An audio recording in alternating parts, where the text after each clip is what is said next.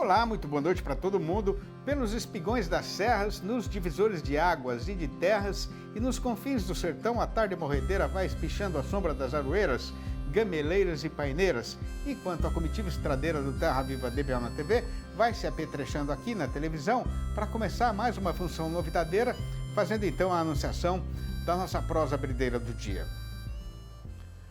O barulho estarrecedor dos canhões, das bombas e dos aviões está avisando que lá no Médio Oriente a imbecilidade humana, a cobiça desenfreada dos poderosos, o descaso com a justiça e o desprezo pela vida estão mais uma vez triunfando e afundando a humanidade em mais uma guerra, cujo principal resultado será, como sempre, o empilhamento de milhares de cadáveres em rios de sangue, debaixo da sombra de bandeiras de diferentes cores, mas igualmente assassinas. Nada é mais difícil do que ter sabedência de tamanha e crudenta matança, sem nada poder fazer para ela parar, né?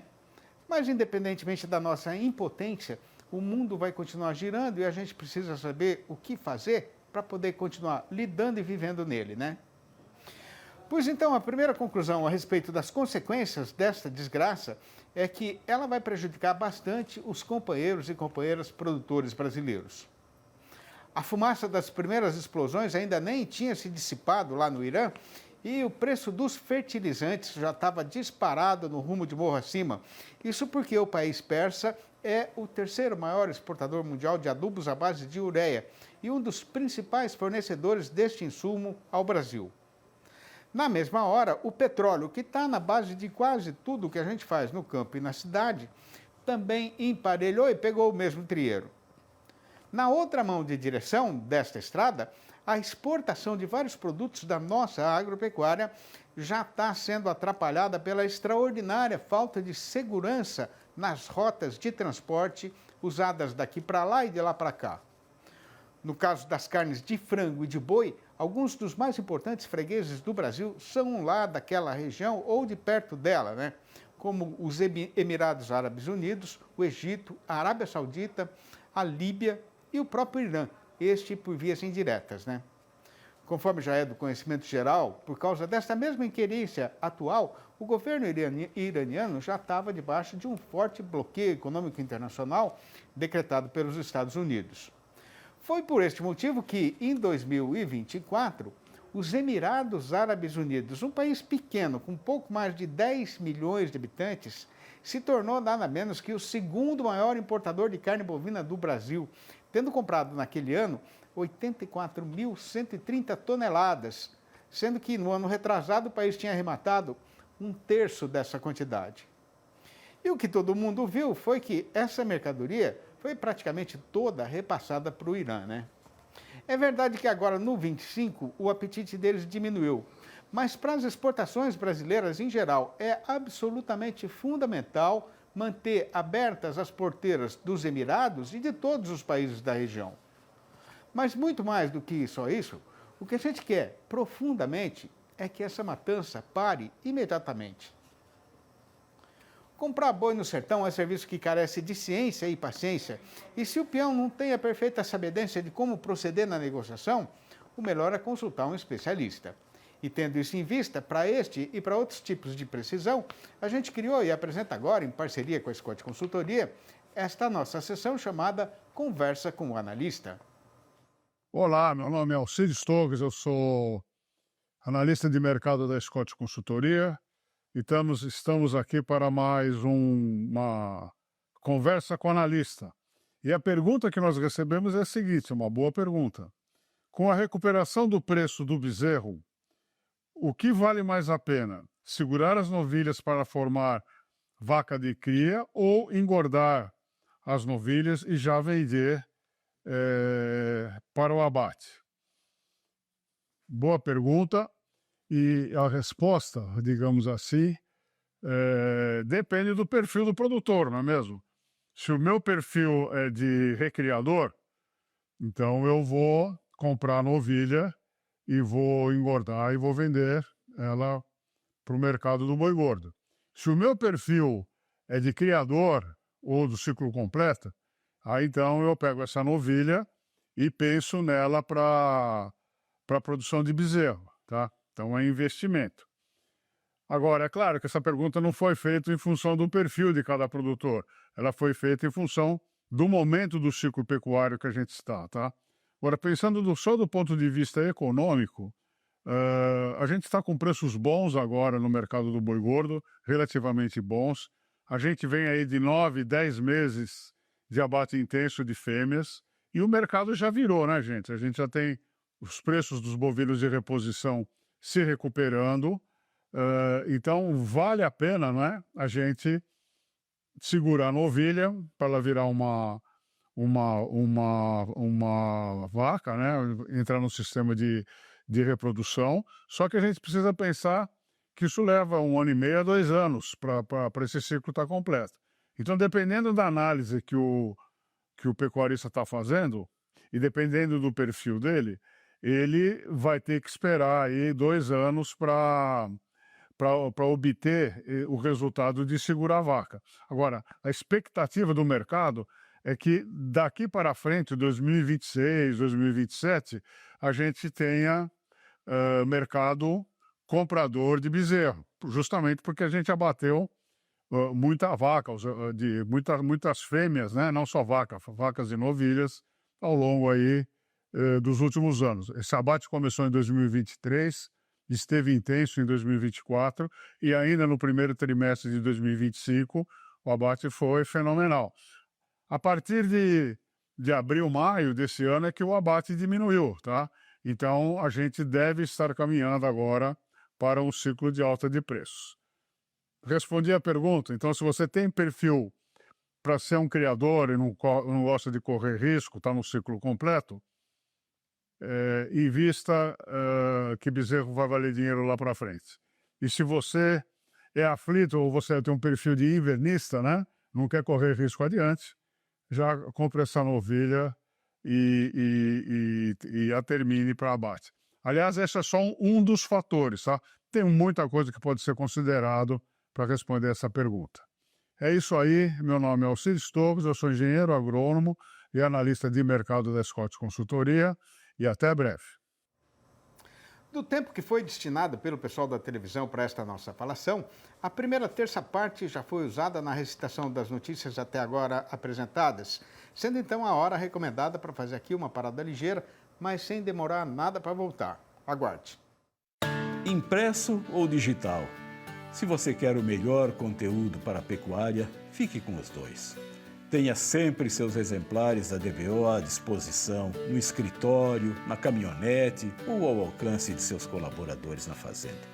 DBO é fonte de conhecimento, reportagens de campo, matérias, artigos e análises de mercado.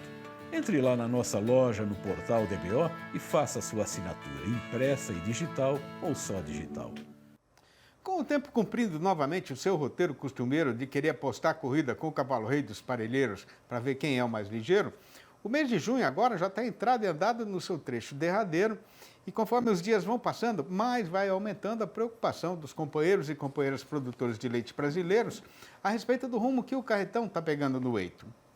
O caso é que, pelo jeito que o vento está batendo no mercado, mais uma vez o mês deve ser de queda no preço pago ao fazendeiro, justamente neste ponto do calendário em que a gente está agora, né? Quando o comportamento esperado da cotação deveria ser o contrário.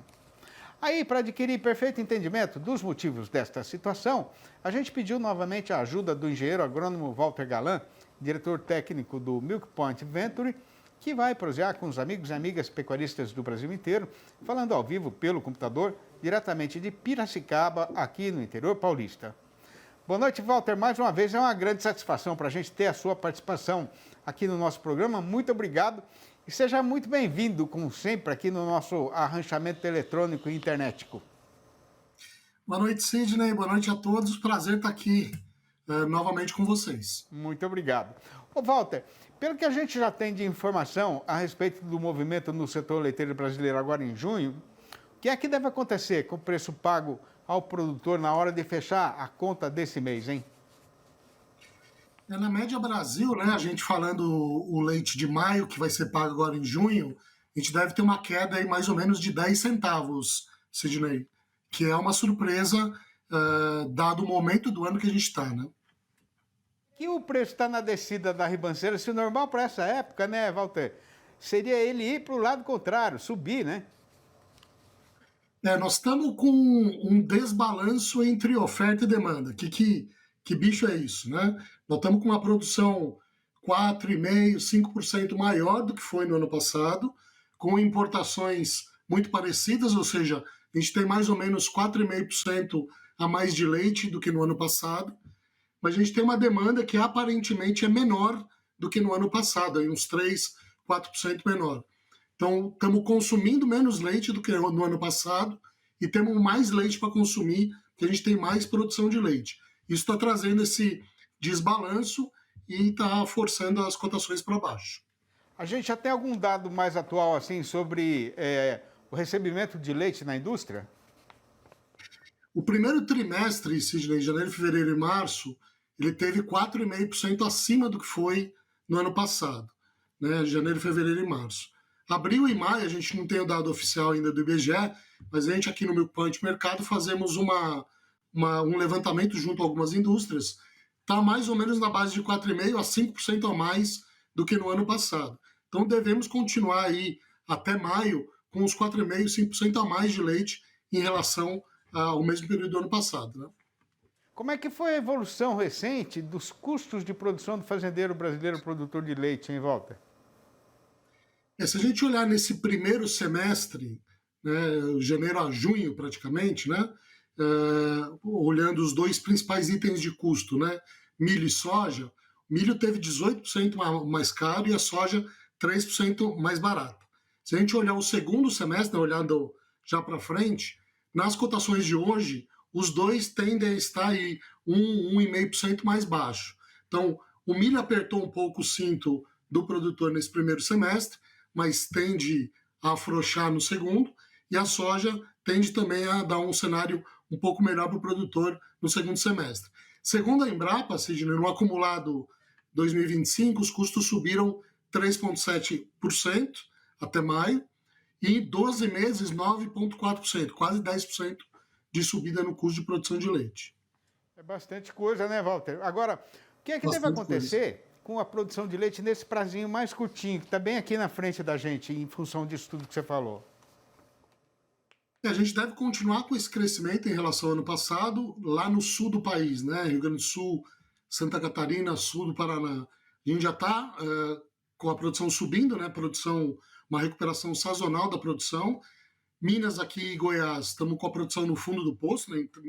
Em plena entre-safra. É mais ou menos isso. A gente começa a ter leite novo no mercado vindo do sul do país e nesse ritmo aí 4, 5% a mais do que no mesmo período do ano passado. Ô, Walter, como é que está sendo o comportamento do consumidor brasileiro, né? O que o povo brasileiro está fazendo na hora de comprar leite e derivados no mercado varejista?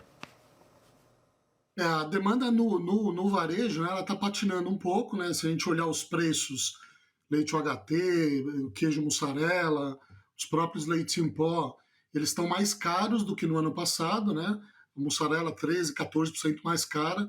E esse preço, essa inflação, né, que a gente chama dos lácteos, está desestimulando um pouco a demanda. E é aí que está o nosso grande problema, né? Temos muita produção para uma demanda que está patinando em função desses preços ainda altos lá na ponta. Além disso tudo que você falou, né, Walter? Apesar do aumento da nossa produção caseira, né, as importações voltaram a apresentar crescimento no mês passado, né? Por que será, hein, Walter? Já não tem muito leite aqui, os caras vão importar mais ainda? O leite em pó do Mercosul, né, da Argentina e do Uruguai, está um pouco mais competitivo, né? Isso fez aumentar um pouco os volumes de importação.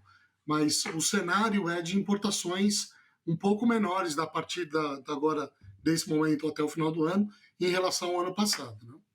Agora, no mercado internacional, os preços do leite e dos derivados também estão embicando aí no rumo de descida, né? Qual é a explicação para essa situação atual, hein, Walter? Nós estamos no mercado internacional com uma situação semelhante ao que a gente acabou de falar para o mercado interno, né? A produção está acelerando, né? Produção maior, com uma demanda um pouco menor. E lembrando também que nesse segundo semestre, né, agora, a partir de junho, julho, entra no mercado a safra da Nova Zelândia, né, que é o principal exportador de leite do mundo. Então, o segundo semestre é o período de maior produção de leite na Nova Zelândia. Isso também ajuda a embicar um pouco esse preço para baixo. Agora, só para não deixar o assunto passar, né, Walter? As nossas exportações de leite e derivados, né, também tiveram um aumento expressivo, né? Pelo menos em termos percentuais, né? Isso muda alguma coisa aí na vida e na lida dos companheiros e companheiras produtores brasileiros? Rapidamente, para a gente arrematar a prosa? Ainda não. Nós, de fato, cresceram bastante, né? Mais ou menos 60%. Mas, para você ter uma ideia, a gente exportou 7 milhões de litros de leite equivalente no mês de maio e importou 172. Então, infelizmente, a gente ainda importa muito mais do que exporta, mas aí é um campo para a gente trabalhar. Acho que é uma oportunidade grande para o futuro do leite no Brasil. Tomara, né? Ô, Walter, muito obrigado, viu, mais uma vez pela sua participação aqui no programa. A gente sempre conta aí com vocês do Milk Point para ajudar a gente a entender os rumos que o carretão vai pegar no mercado, né? Obrigado, abração para você, para toda a turma do Milk Point e até a próxima. Na próxima, Sidney, agradeço a você e a todos. Boa noite. Boa noite. E veja a seguir, com o frio apertando em boa parte do Brasil, o pasto já está passando de seco para esturricado e quem tem gado reservado está sendo obrigado a ir para o mercado. E o resultado é que, com o comprador recuperando a valentia e já fazendo a relia com o preço da mercadoria, a nossa Praça Boiadeira fez o devorteio outra vez, mas agora foi para embicar de novo na descida da ribanceira. Para o Terra Viva DBO na TV voltar, não vai demorar mais do que 3 minutos e uma quireirinha. Aguarde. Para fazer a negociada de boiada, o caboclo tem de acompanhar a realidade do mercado para saber reconhecer uma boa oportunidade ou para ver se a hora é de se recolher e segurar a mercadoria para vender num outro dia.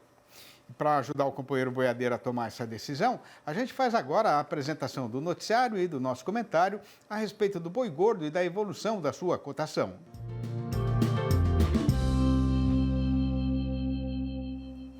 Demorou até mais do que o povo do mercado previa e o comprador queria.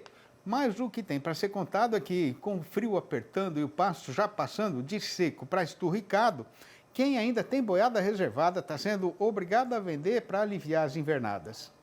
E para complicar um pouco mais a situação, com o tempo avançando ligeiro no calendário e o junho chegado já no seu trecho derradeiro, o trabalhador brasileiro está sem dinheiro e a nossa Praça Boiadeira fez o devorteio outra vez, mas agora foi para o lado contrário e o carretão está de novo embicado na descida da ribanceira. Aí, com o consumidor alongado e vasqueiro aqui no nosso próprio terreiro, o que não está deixando a cotação afundar com mais rapidez é o setor exportador, que continua em grande animação. Conforme a SECEX, a Secretaria de Comércio Exterior do Ministério do Desenvolvimento, nas 3 semanas já vencidas de junho, o volume embarcado foi de 168.800 toneladas, com média diária de 12.100 toneladas, o que representou um forte aumento de 25,3% em relação ao período correspondente do ano passado. Já o valor médio pago pelo produto brasileiro lá no estrangeiro chegou a 5.431 dólares por tonelada, com uma alta muito substanciosa de 21,6%, fazendo a mesma comparação. O problema foi que, apesar disso, no balanço do dia da Scott Consultoria foram registradas mudanças nas cotações em 15 das 32 regiões pesquisadas em todo o Brasil, sendo que dessa vez a arroba caiu em 14 dessas praças consideradas e só em uma única e solitária ela foi na direção contrária e subiu. Para matar logo a curiosidade e não deixar ninguém padecendo de ansiedade, a gente já registra que esta alta foi acontecida em Santa Catarina, onde o boi aumentou sozinho para R$ 318 a prazo e ainda para descontar a parte do fundo rural. Já a lista das derriçadas foi ponteada por Goiânia, a capital do Goiás, com o macho escorregando para R$ 300 redondos e a fêmea para R$ 280. No sul do estado, o boi foi derrubado para R$ 295. No oeste da Bahia, o macho já não está valendo mais do que R$ 285. No norte das Minas Gerais, o tombo também foi só do boi, que desceu para R$ 295. O Triângulo Mineiro foi no mesmo trieiro, com o macho voltando para R$ 300. Em Campo Grande, a capital de Mato Grosso do Sul, o boi piorou para R$ 315. Em Dourados, a fêmea foi rebaixada para R$ 295. Em Três Lagoas, a vaca desandou para R$ 290. Tanto no sudoeste quanto no sudeste de Mato Grosso, a foiçada acertou só o boi, que foi cortado para R$ 315. Em Redenção do Pará e também em Marabá, o dono do frigorífico mandou avisar na praça que diminuiu o valor do macho para R$ 293. No noroeste do Paraná, o fazendeiro está tendo de aceitar pelo boi R$ 315.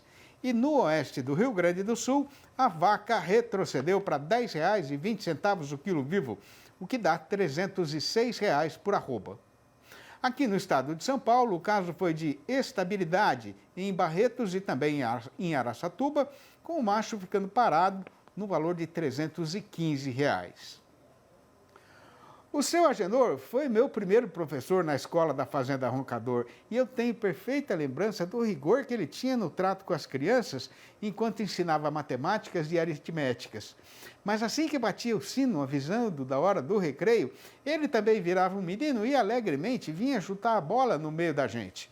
E sendo hoje um caboclo estudado, eu sou muito agradecido por ter aprendido tanto e me sinto honrado por ter sido ensinado por um homem assim tão bem ajambrado. Assim como dançar um catira, para a gente que é caipira, fazer poesia sobre a dureza da lida e do serviço de todo dia ou sobre a beleza da vida é coisa até natural, porque tendo tanto motivo de inspiração, isso quase não exige nenhuma habilidade especial. Pois então, depois de ter feito uma tantada boa dessas prosinhas rimadas que são recitadas aqui no fechamento da nossa função, eu ajuntei tudo e fui publicando. E o resultado foi a minha série Versinhos de Caipira, formada por estes 4 livros que estão aparecendo aí na fotografia. Se alguém quiser saber como fazer para comprar um exemplar, ou logo a coleção inteira, que custa uma merrequinha assim de quase nada, pode ligar diretamente para mim no telefone 11 98 224 1807. Repetindo, 11 98 224 1807. Ou mandar um e-mail para sidneymasco@uol.com.br ou ainda achar meu nome lá no Facebook.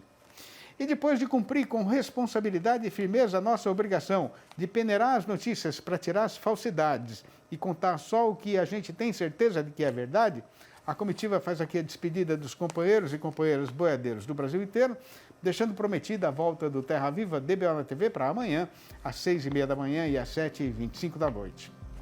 Um abraço para todo mundo e até lá então.